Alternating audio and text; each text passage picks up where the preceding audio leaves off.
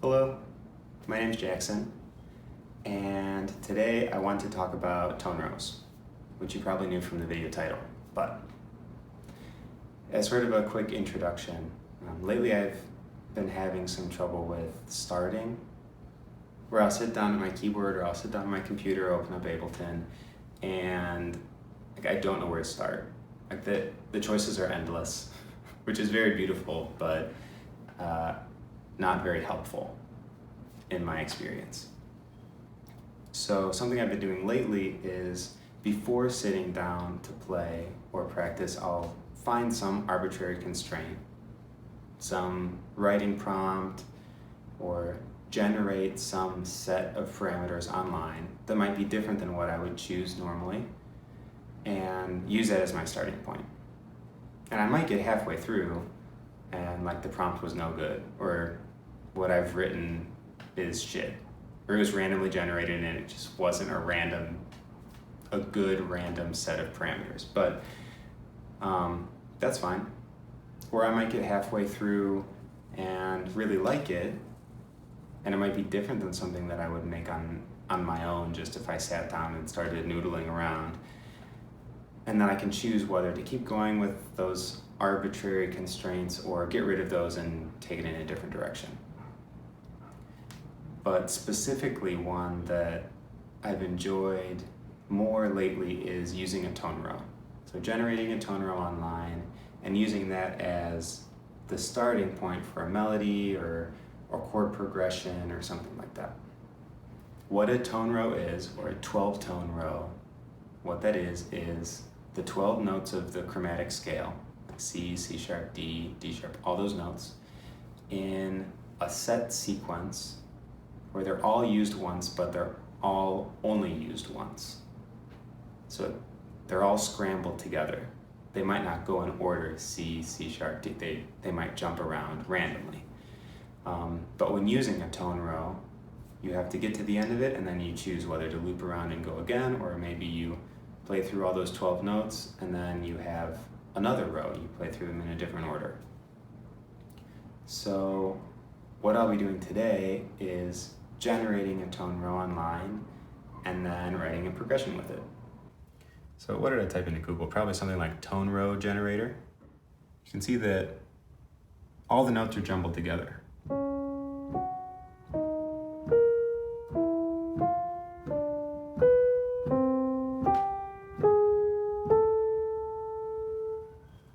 So what it sounds like to me, if I just listen through that, it sort of sounds like it's in C sharp major, right? If we take those as bass notes,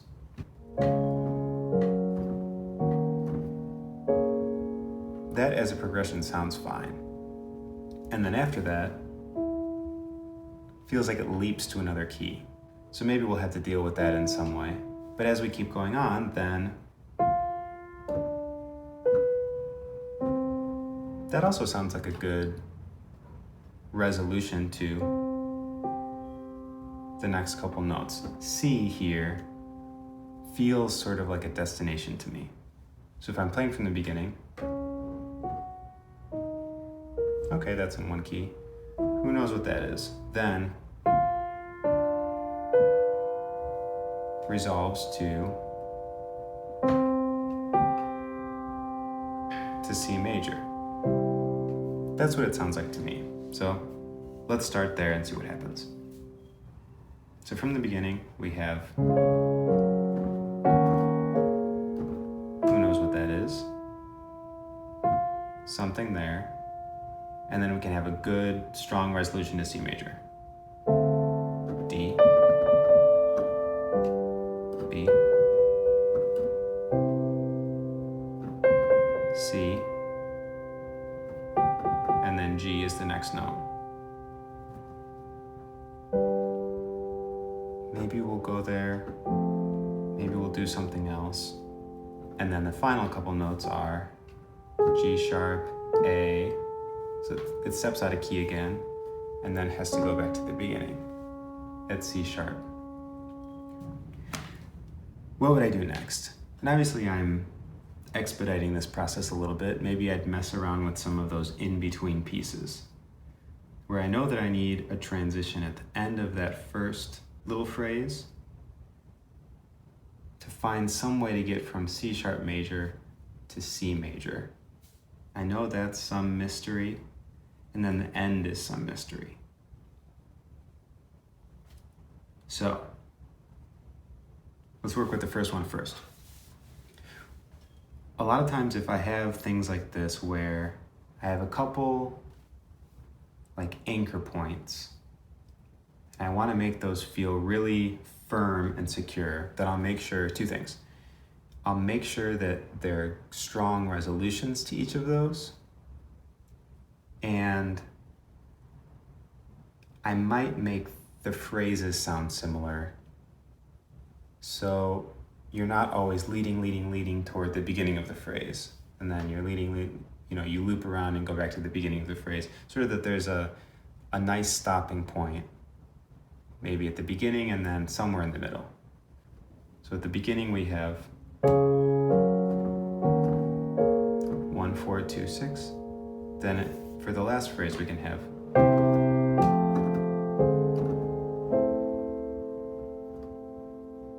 something like 1, 4, 2, 6, leading back to the beginning.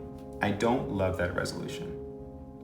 So here's the next thing that I would try is, like I said, I want those stopping points to be good, strong resolution destinations. I have that in the middle, right? I have a good 2, 5, 1 to C major. I don't really have that going back to the beginning. So what are some resolutions we could choose? Ones that have A specifically. So we could choose 4 to 1. That's a little weird. We could choose minor 4 to 1. Love that, super cute. We could use 5 to 1.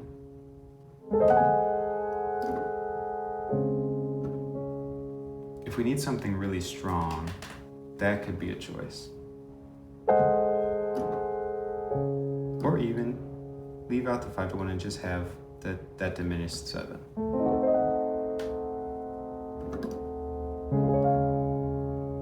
I like that. I think that's really cute. Let's pencil that in. Now we have to do something to link the first tonal center, C sharp major, with our resolution to C major. So starting from the beginning.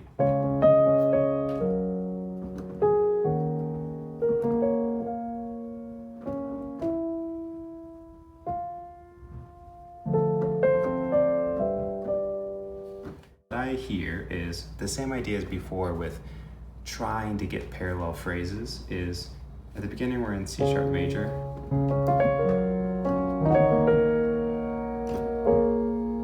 Maybe we can do a similar thing but in C sharp minor. That has E.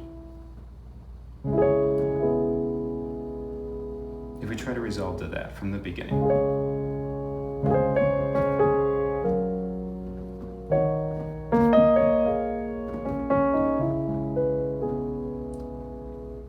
So that resolution's still a little bit weird.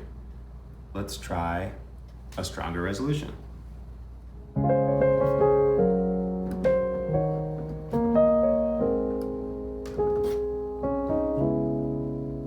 Something. That doesn't sound too bad. How are we going to fill in that chord? We have a couple options. One option is to take the resolution to C major and just pull it back one more chord, so that the bass line would be another 5-1, A to D. We could also make sort of a walk-up bass line where we have go through a D diminished 7. I like that. A couple more options could be using those two notes, like I said, the A that has a good resolution to D, and then the F from our tone row. Some options with that could be F augmented 7. Another option could be A augmented 7.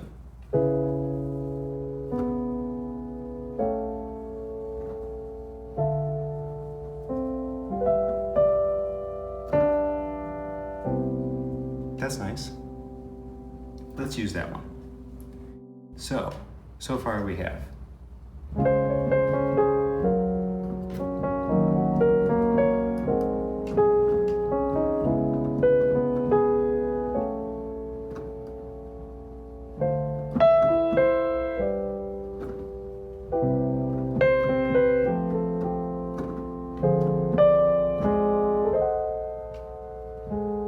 still a little bit of a jump there. So we have some choices.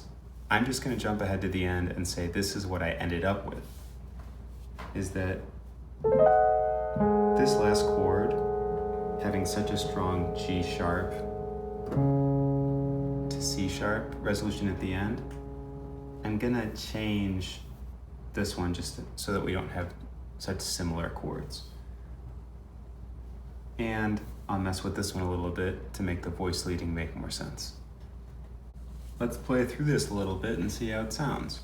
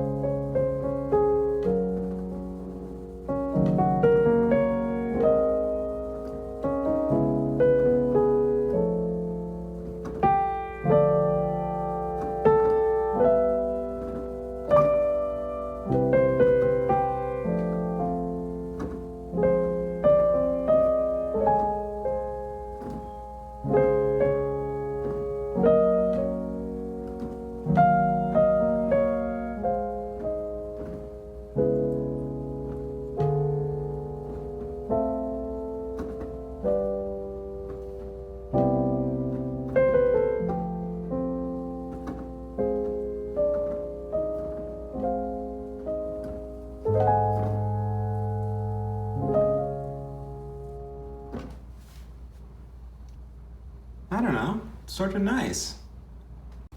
Okay, we are back.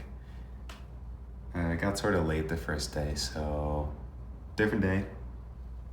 But the second part of this is, so we made the tone row, we made a little progression, very cute, loved it. What I wanted to do is generate a new tone row, start on the same note, start on C sharp, but a new tone row, and then smack them together so that instead of 12 random notes in a row, it's 12 pairs of notes in a row, and then make a different progression. So I did that, and this is what the new one sounds like on its own.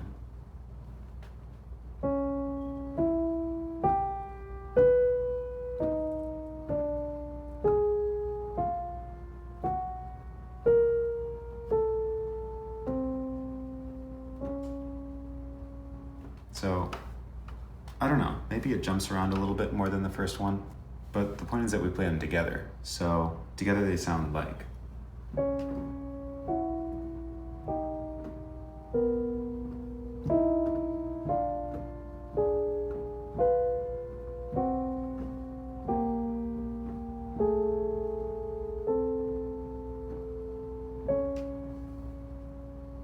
Pretty weird. But it's not scary, it's just different.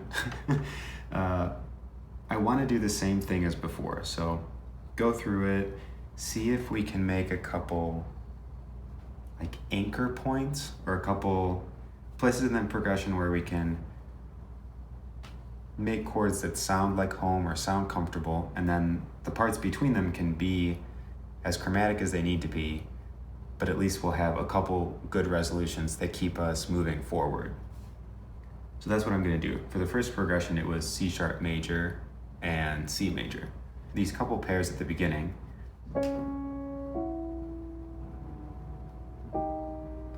none of those are too stressful.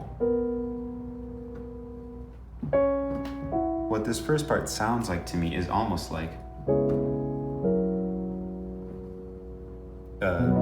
B major, C sharp minor,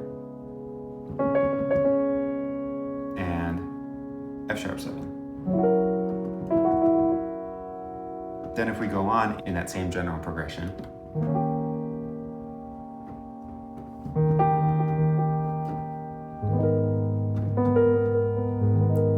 we can find chords in B major that fit for those first 4 dyads, let's call them, the first 4 pairs, pretty comfortably.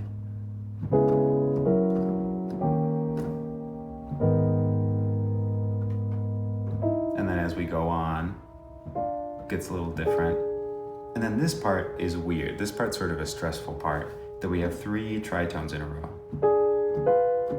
Tritone city. That doesn't feel like a stopping place, but right after that,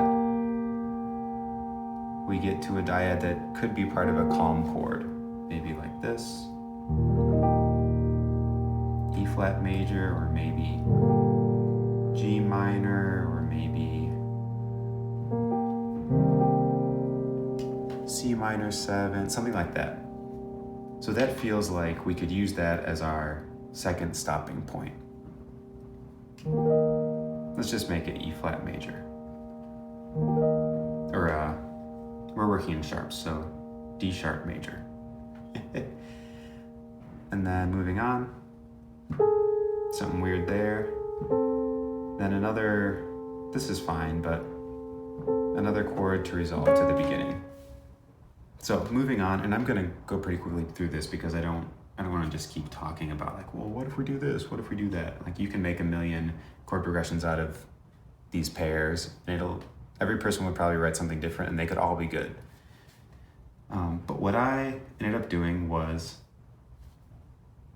now that I've chosen, maybe arbitrarily, my 2 tonal centers, I want to make sure that we resolve to those in an okay way, and then we'll figure out the connection later. We'll leave the tritones till the end. So first, I feel really comfortable about this first part. So how might I, choose a good last chord that resolves here?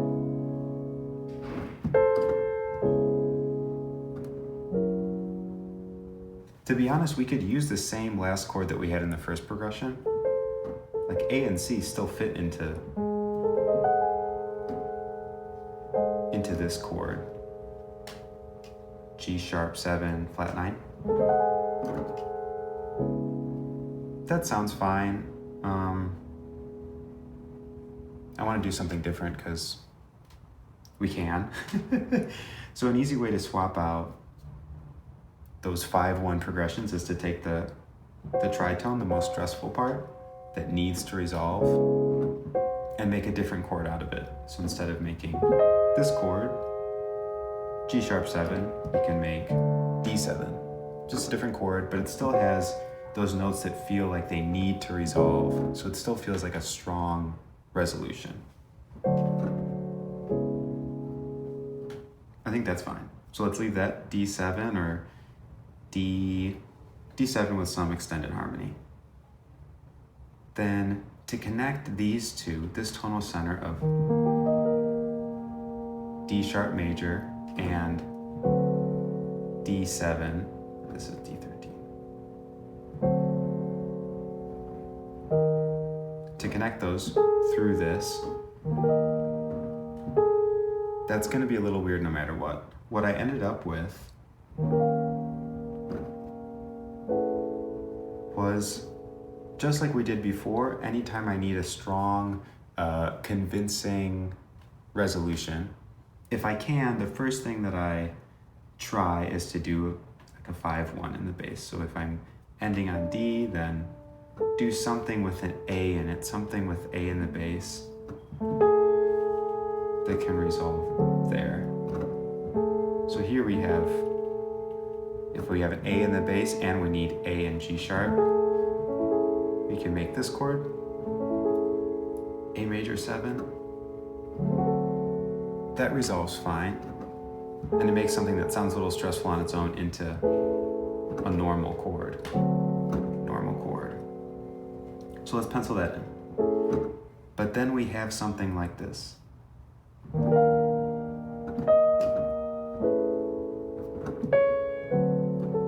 Back to the beginning. That sounds fine to me.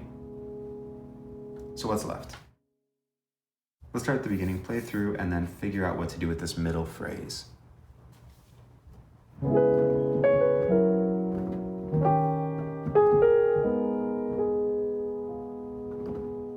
Then we have something here. Something with that. And then we go through sort of this passing phrase, tritone city. Then back here.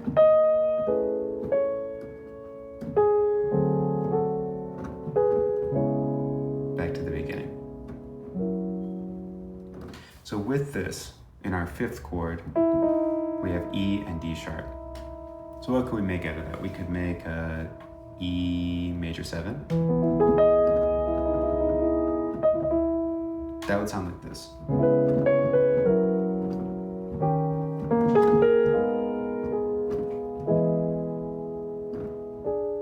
Cute. Love it. Another option could be A major 7 sharp 11. That would sound like.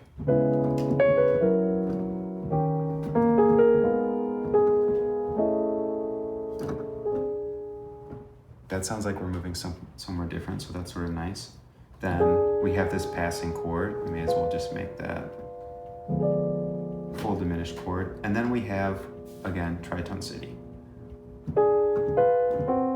Before we go back to something fine, something calm. And all I'll say with that is it could go a million ways because it's going to be chromatic no matter what, I think. Or the things that I explored with this were pretty chromatic. So this is where I'm going to jump ahead and say this is where I ended up.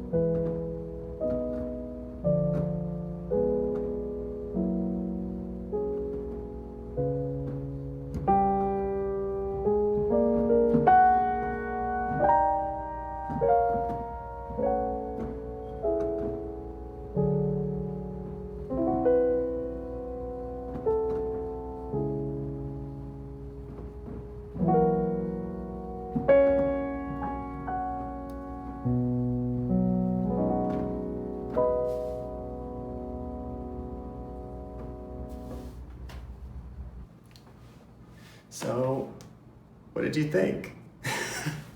Thank you for watching. Let me know if you want another one. I thought it was interesting, the idea of taking one tone row and harmonizing it with another one. That was an interesting exercise, I'll say that. Maybe I'll do it again. But let me know, maybe you want more talking, maybe you want no talking. Please tell me. Okay, thanks, bye-bye.